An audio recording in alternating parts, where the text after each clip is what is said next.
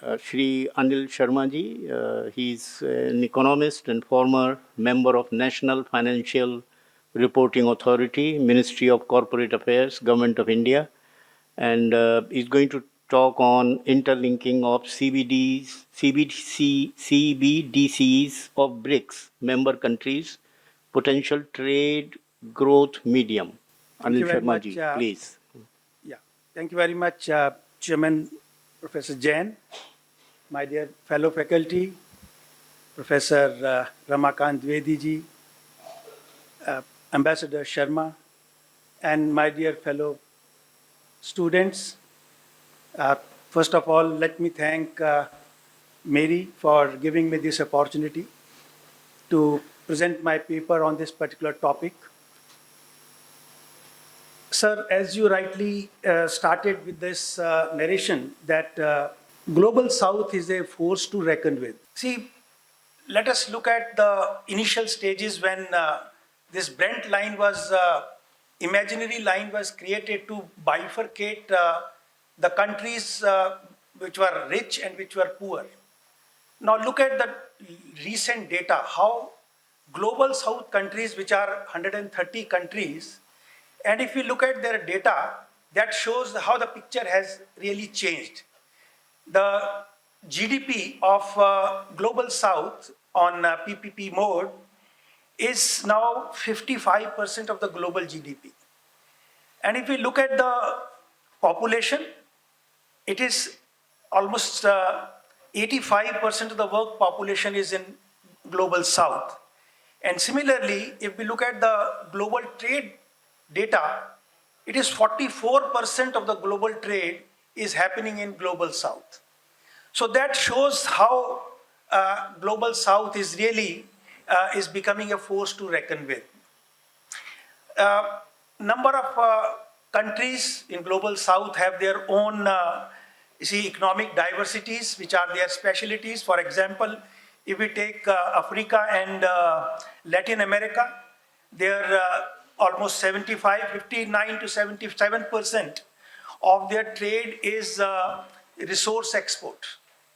And similarly, if you look at the East Asia countries, their industrial production has become their specialty.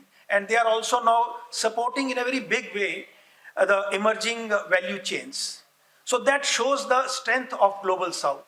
And one another very important data which can be seen is that the merchant trade between South-South, it means within the South, Global South countries is now 57% of developing countries' export is going to other countries within the Global South.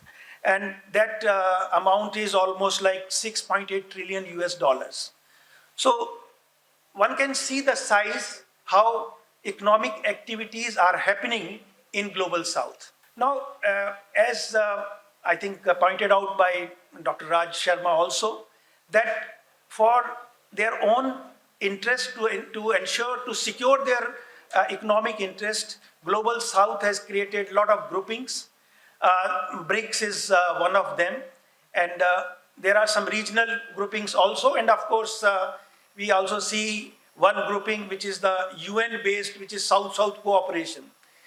But now let us look at within the Global South, look at how 11 countries which are part of BRICS Plus, what is their contribution to the, so if I just quote the similar data for these 11 BRIC Plus countries, so GDP, they are, see almost 40% of global GDP is coming from these 11 countries.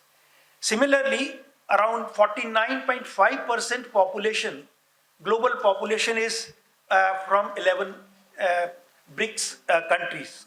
Similarly, the global trade, 76% of the global trade is emerging from these 11 countries. That shows the strength of BRIC countries within the Global South. Now, second point which comes up is that is there enough or is there any further scope for development, economic development within the Global South? Yes, there is a lot of scope, and there is a lot of hope and a lot of, see, feasibility looks like that these economic activities can be enhanced. But the very important or very, I would say, glaring handicap or is the availability of dollar. Now, to understand that, we have to look at how this international monetary system works. So, with this IMF, World Bank, where and then you see dollar, which has been considered as the global currency, and the most of the global reserve is also is in the terms of global in the terms of US dollar only. So with the help of mechanism like SWIFT and CLIPS, what they have done, they have controlled the entire global trade. Almost more than 40% of the global trade is being invoiced in dollars at the moment. And there has been attempt to I won't use the word de-dollarization, but to look at some other alternatives, what other mechanism can be developed so that the reliance on dollar can be reduced. So from that point of view, let us look at what BRICS has achieved.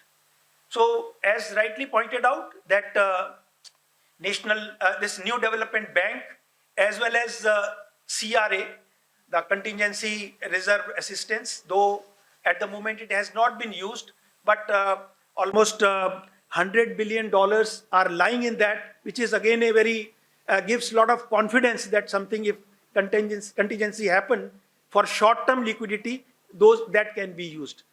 And the third thing is, which happened in BRICS conference in Kazan, where the BRICS cross-border payment initiative was launched, and it was thought that let the digital currencies, central bank digital currencies of BRIC countries should be interlinked so that the payment can be payment for global trade can be made in their local currencies.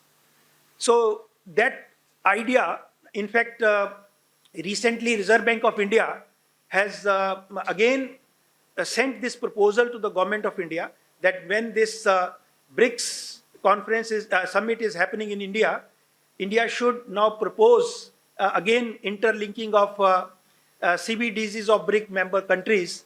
And now let us look at whether this linking is going to create growth potential in global trade within the BRIC countries or within the global south.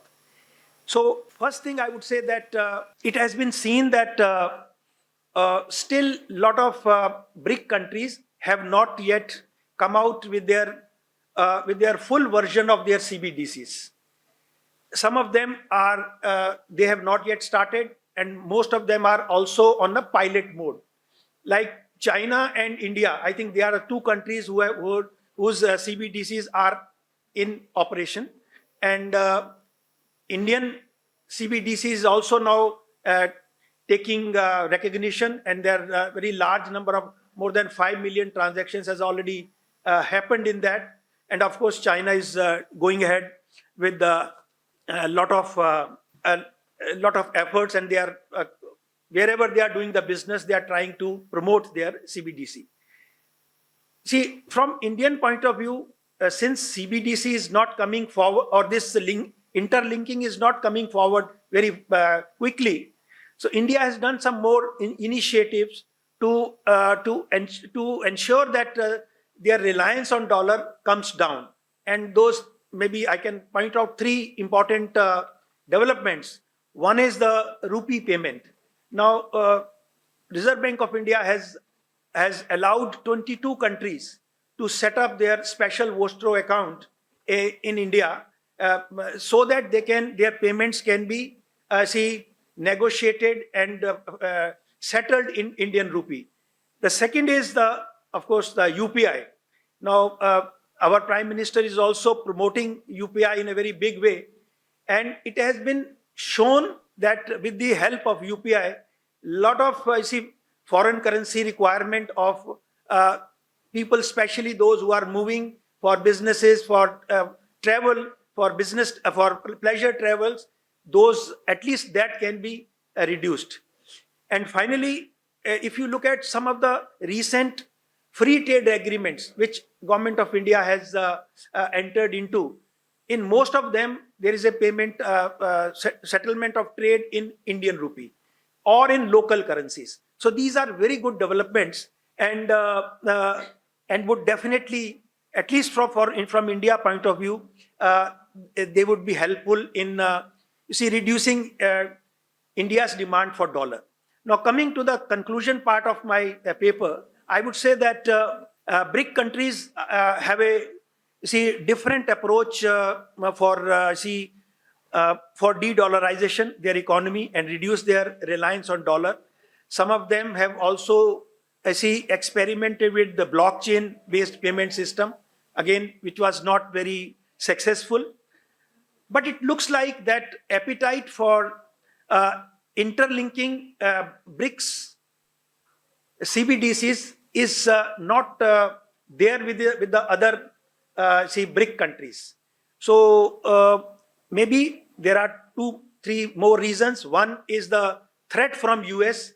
I mean, we have seen Trump giving a very clear-cut warning that if you try to touch our SWIFT and any dollar requirement, then we would be putting tariffs on them. Then second is countries like China, where most of their surplus is placed in US debt securities. That is, again, China is also not taking very major initiative, though he's in a position to do that, only because of this reason that very large sum of his savings are tied up in US, and they fear that if they take, there may be some coercive action from American point of view.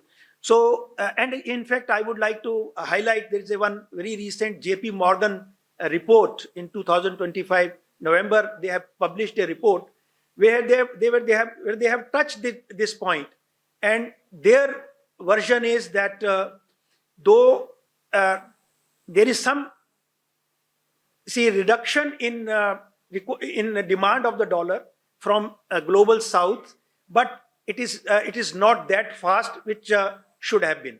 So I would say that in BRICS we have to really bring this factor before the member countries to explain them how this can be beneficial, how this can increase the global trade within the global south to a very massive number, and so that they go towards this side. Thank you very much.